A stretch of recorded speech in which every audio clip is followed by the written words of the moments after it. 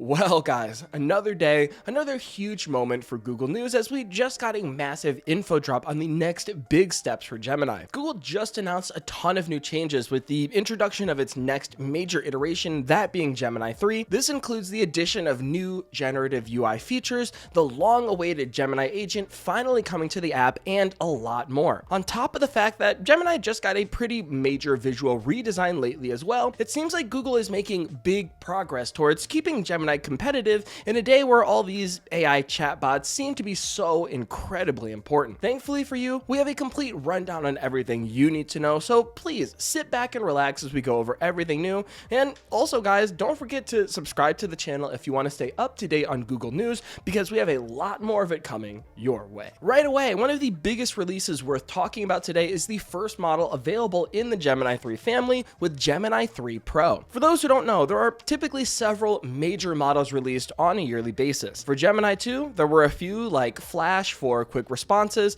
Deep Thinking, where you could see the inner workings of the AI when responding to a prompt, and Gemini Pro, which is typically the top-of-the-line, most in-depth model meant for complex prompts, high-end analysis, and high-end accuracy. It's supposed to be better at tasks that require more advanced planning and insight, like coding, math, and data analysis. So with this latest Gemini 3, we're getting the Pro model first, positioned as being state-of-the-art in reasoning and designed to help users, quote, bring any idea to life. That means this model is supposed to have superior reasoning with the greater ability to grasp depth and nuance and perceive subtle clues within creative ideas. It's supposed to be highly capable of solving complex problems across a vast array of topics like science and mathematics with a high degree of reliability. It's also designed to be better at figuring out the context and intent of a request, aiming for users to get what they need with less prompting, which is always greatly appreciated. Responses are also intended to be smart, concise, and direct, instead of being cliche and generally more flattering than they should be. I, for one, am very happy to see that. I often have to tell AI not to automatically validate everything I say and instead be more objective,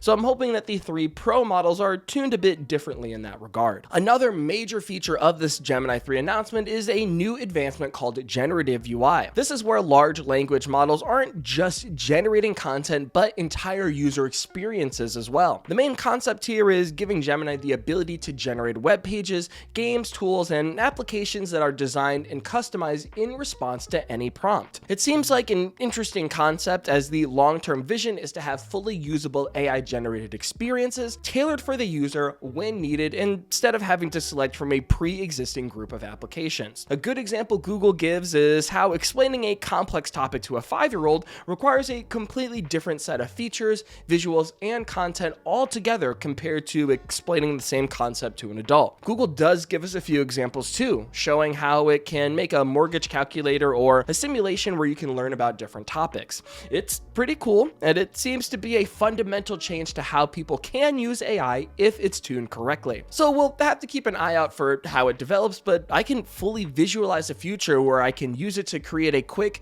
disposable tool on my behalf for specific situations without even needing to ask, and I'm excited to see where things go from here on out. And for the final major new feature with Gemini 3, we have the rollout of an experimental ability called Gemini Agent. This is something you might have heard of before, but it's a big push for AI to start having it do things on your behalf, like researching, filling out forms, and a lot more. For me, I realized this technology was so insanely awesome when I watched a video of Steven Robles use Comment by Perplexity to find and enter promo codes for a particular website on his behalf. So in the video that he made, he demoed Perplexity literally looking up codes, adding them to the text box, and attempting to use them. The AI then found codes that worked without the user even having to touch the keyboard. Even better, it found codes that worked and then continued to work for other codes that had even higher discounts. From that moment on, I was fully sold on this type of technology. Well, now Google is officially introducing its own brand new Gemini agent directly inside the Gemini app. While it's not exactly the same browser-based workflow we saw with Perplexity, it is running off Gemini 3, so it but has that same advanced reasoning and the capability to autonomously handle certain tasks. On top of that, it's taken a lot of knowledge and lessons from Project Mariner as well, which has been in very limited testing as of the past year. So in practice, it should still be very competitive with the data it's trained on already. That said, Gemini Agent is designed to deeply integrate with several Google services,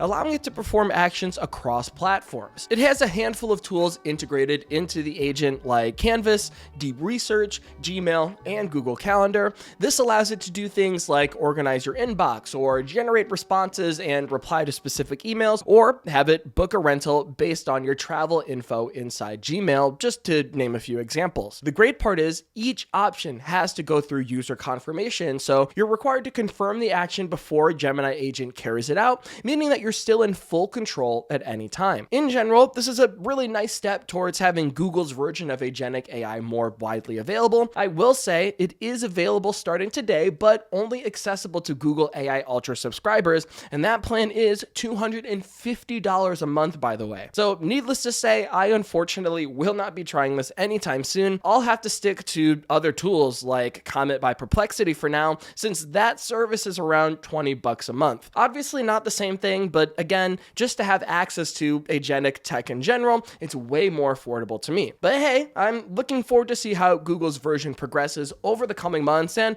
hopefully it comes to a more affordable price point. But that is not all, as there's a handful of general Gemini features to go over as well, like the concept of labs coming to the Gemini app.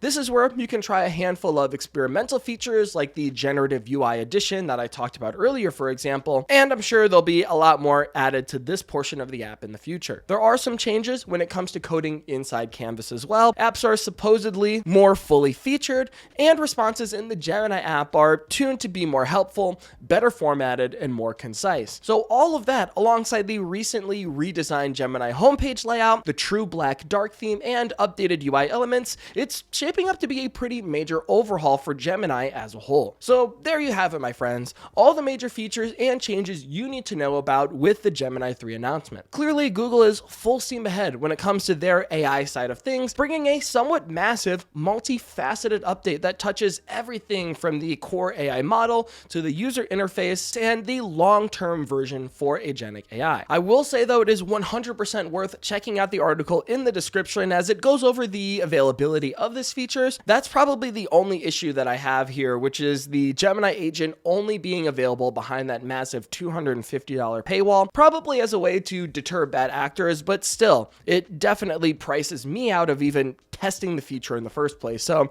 hopefully there is a change in that regard. Either way, I'm really curious to hear your thoughts now. What do you think of these changes and features being added to Gemini? Do you think it's going in the right direction? Let me know all your thoughts down in the comments below. Until next time, this has been Jordan Floyd from 9to5 Google. Thank you so much for watching, and I'll see you in the next one.